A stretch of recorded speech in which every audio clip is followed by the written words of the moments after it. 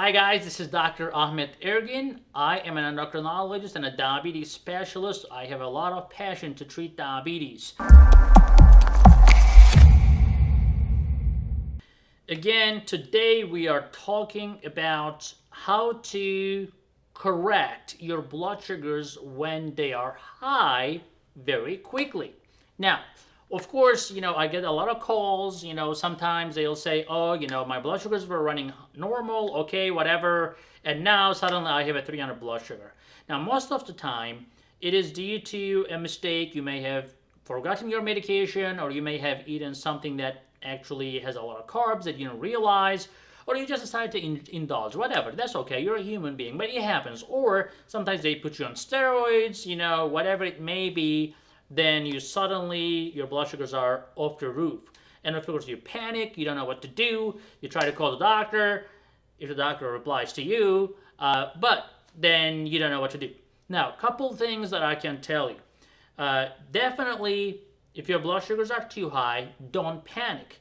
Unless you're having like nausea, vomiting, abdominal pain, rapid breathing. These are the signs that you need to go to hospital for. You don't want to wait for a doctor's call for that. You're having these problems like nausea, vomiting, breathing problems, then you should go to hospital if your blood sugars are more than 300, 400.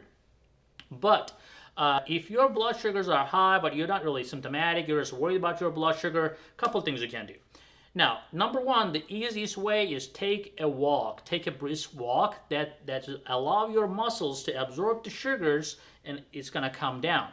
If you go take a sprint, that can actually increase your blood sugars because of the adrenaline response. So you don't want to do an intense exercise.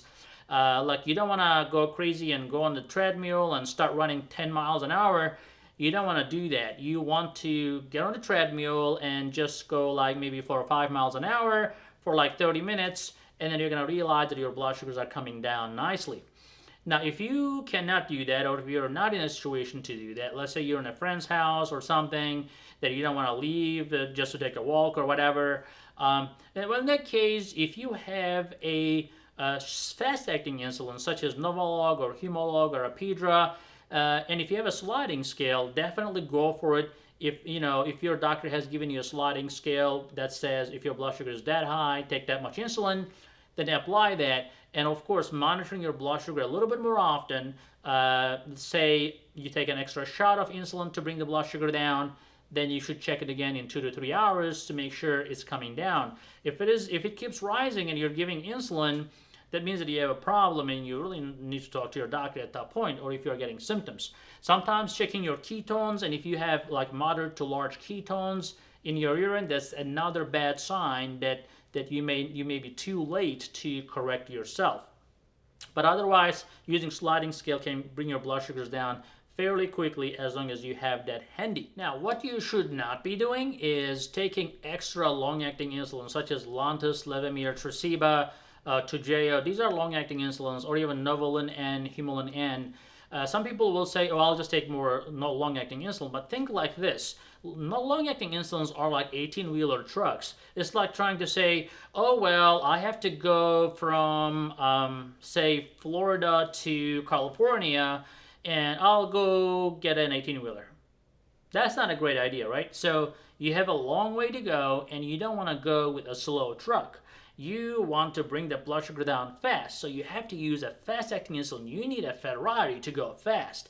So, in this case, you need to use fast-acting insulin such as Novolog, Humalog. Otherwise, those long-acting insulins will bring your blood sugar down, but it's going to take forever. When I say forever, it's like it's going to take 8 to 10 hours. And then those long-acting insulins do not really stop working after 8 or 10 hours. They actually last 24 or more hours. Then you're actually risking yourself to go low later down the road. So do not do that. And also, if your blood sugars are high, sometimes people use glipizide, glyburide, glimepiride, gliclazide, whatever.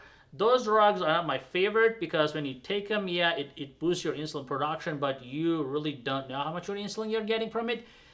You can take an extra dose of that medication, but you have to carefully monitor your blood sugar a little bit more often, at least every 3 to 5 hours. And then if your blood sugars are going too low, then you need to do something about that, which we have a video about that as well, how to correct blood sugar when they're low correctly. So I hope that video was helpful. Please subscribe, please give a thumbs up, and we'll see you in the next video.